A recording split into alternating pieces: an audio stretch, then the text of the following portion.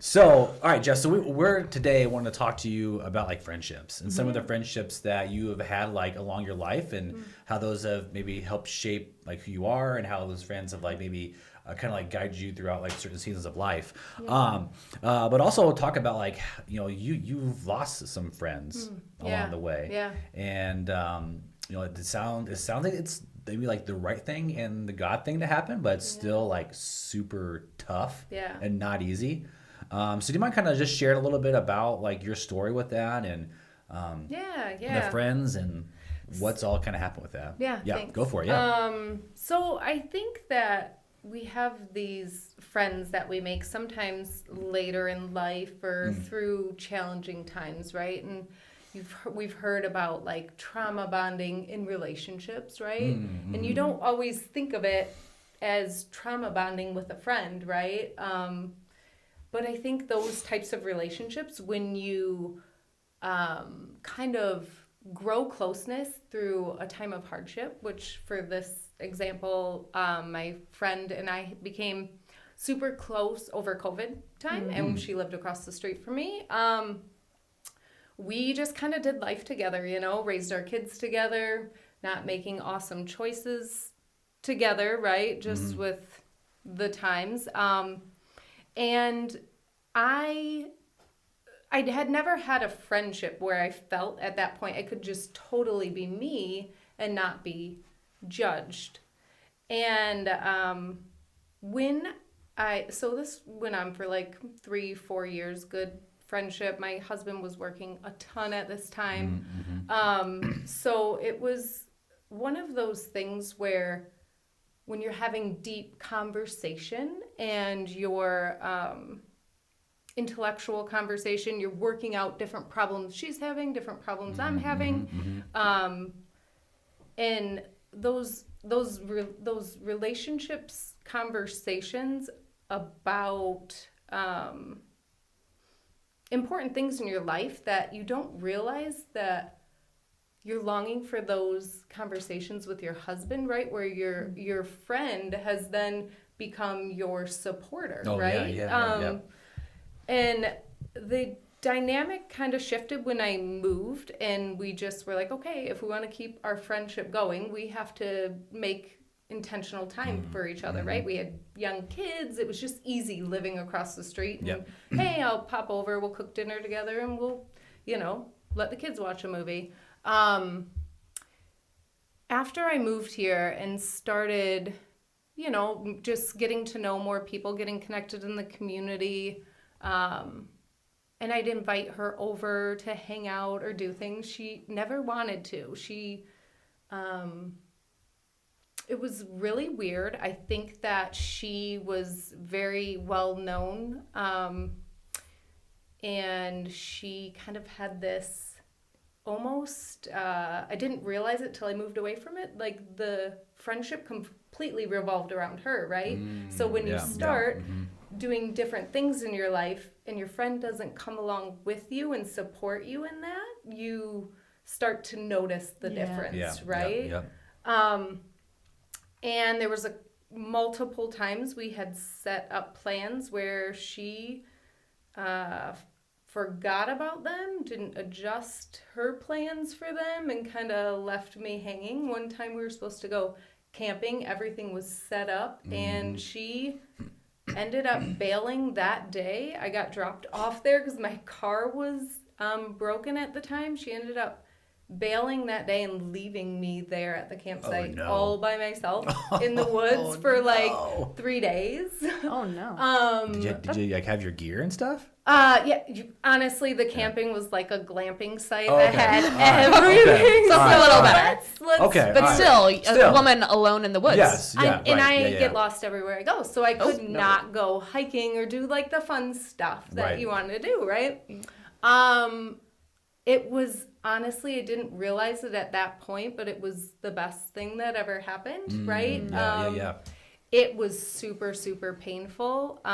She didn't ever acknowledge it or really apologize for it, and didn't want to have a conversation about it. And to me, that was like super upsetting.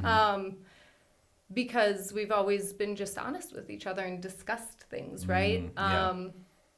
So I to say all of that in short, I grew a lot through that friendship. She was a very confident, very fun, very outgoing personality. People were drawn to her. I grew a lot. And yes, very charismatic. Yeah. I grew a lot in that. Yeah. Right. Yeah. I grew a lot in that way, right? Which was amazing. I realized that I had attached so much of that part of myself to only being there because of her and not realizing it was in me all along. Yeah. So I think as much as it hurt to lose that friendship and so abruptly without any explanation, I knew that where I was going and where God had intended me to go, she wasn't going to be somebody who was coming along with me. It just would have never evolved that way. So I'm thankful, and also it took me a long time to get there. So Yeah. But it's all good. What would you say was the hardest part about accepting that the friendship had ended? I think sometimes we, as people, you get a friend and you kind of adapt personalities together, right? And you feel like you call them and do hard things together, and you do just anything together. So I think not having that anymore and so abruptly I felt for a long time I wanted to know why. I wanted her to explain to me where, like, it felt like it came out of nowhere and I took it personally. And it took a long time for me to get there, but I'm at that space where I don't have a desire to know why. I feel more whole than I've ever felt, and I don't need people in my life like I felt like I needed people in my life to feel whole, because I know that God has made me whole, right? And I'm continuing to develop that. Yeah. And not hindered, but That's good. Yeah. That's really, really good. Yeah. So you're seeing this friendship and you're seeing things are not going the way that they had been going. Like there's some changes. So you talked about like being in the woods and being like in the campsite and saying, okay, this is the time like when things have changed, or obviously like, there's something changing right now. yeah.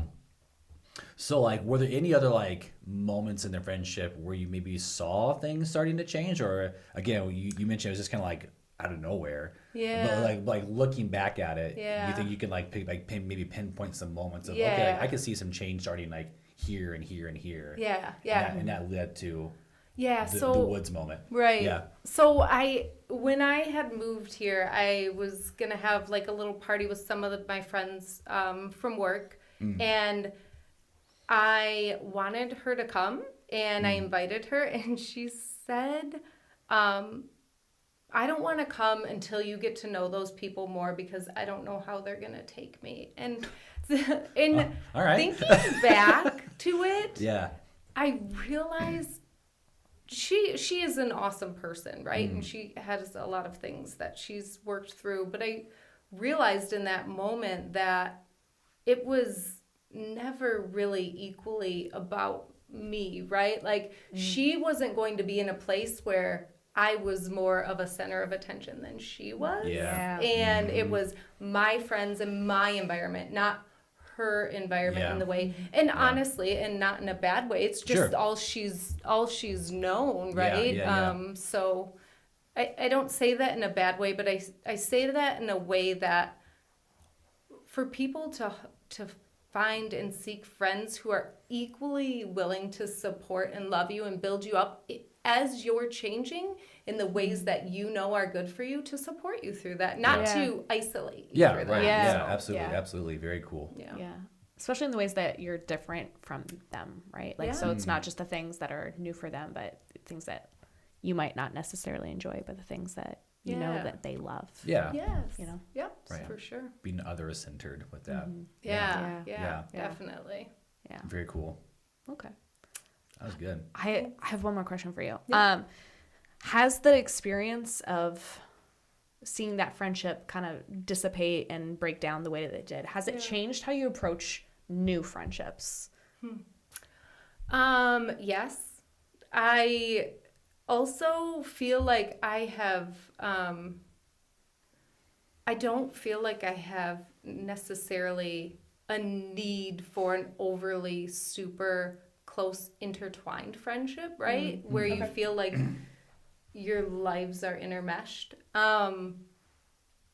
And not that I won't have that again in the future. Yeah. I think right now for the season of my life, I feel so happy and so content with my family and my kids and like the friendships that I'm building here, right? Like you get to this phase where you just, it's so hard. So for the younger viewers, you don't get this just yet, but you don't really have time to maintain a friendship outside of what your regular day-to-day stuff is, that's right? Absolutely. Yep. It's not that you don't desire So it. true. Yeah, Absolutely. yeah. Yep. So it's just challenging.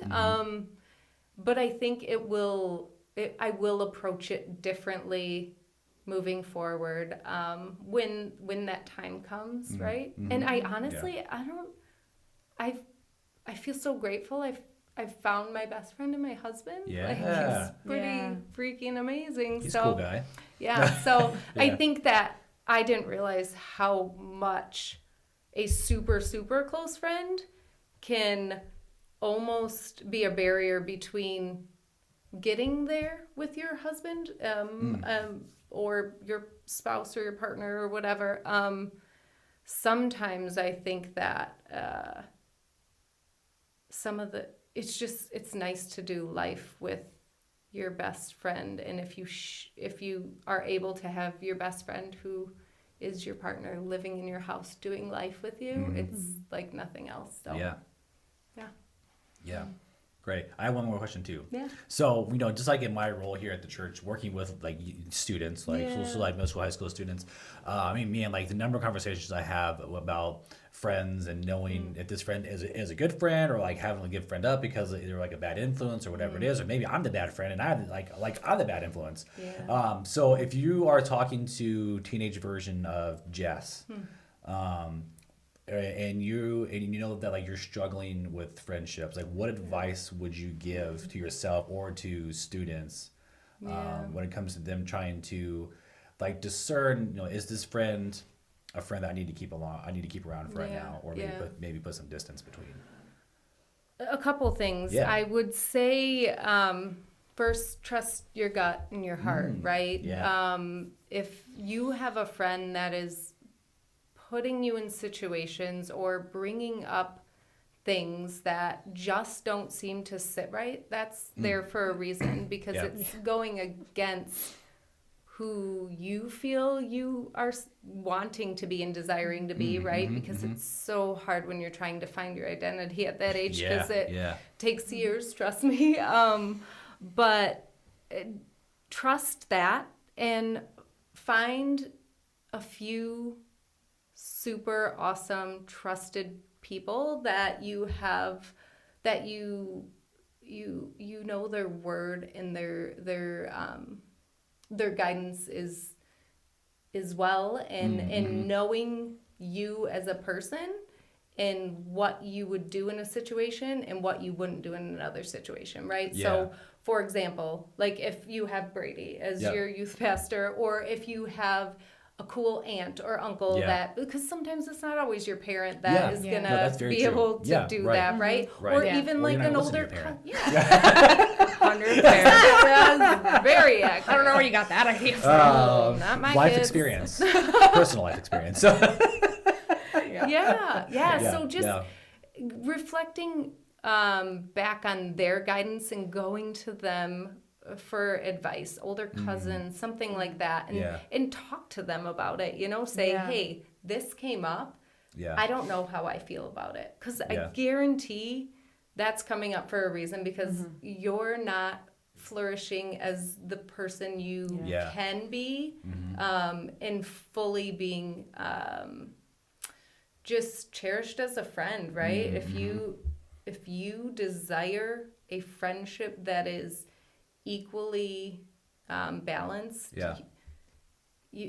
there's those people are out there, and maybe the person that you're struggling with isn't that person, and that's okay.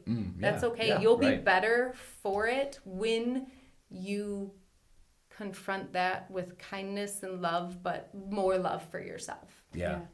That's that good. makes me think of the conversation we had in the car the other day, where I had a friend who, she was talking in terms of romantic relationship, but she said, you know, the reality is there's just not a lot of men who are willing to do this, so I just need to lower my standards. And I was like, wait a second, like there's a difference between lowering your standards and giving grace to someone who's learning to be a better partner. 100%. Like, for sure. Like, you need to give grace, because like everyone has room to grow, right? Everyone. And so there's a difference between like trying to find a friend, same thing as with friendships, right? Like finding a friend who is trying to become a better friend, and just lowering your standards because you just assume no one will meet like the basic requirement of not leaving you out in the woods alone, you know? Right. Following through. It's so true. Absolutely. It's funny when you have, my boys are absolutely amazing, but I know they're not the easiest friends all the time. It doesn't come from not a good heart or a good place, right? Like, we all have our challenges, and if you're able to talk to that friend, maybe that's just the kind of grace and guidance they need, right? And you don't realize it. And maybe it's not a good mesh. So there's both sides of it. So fair enough. Yeah. Well, thank you. Thanks for That was asking. fun. That was a good conversation. I agree. Cool. Yeah.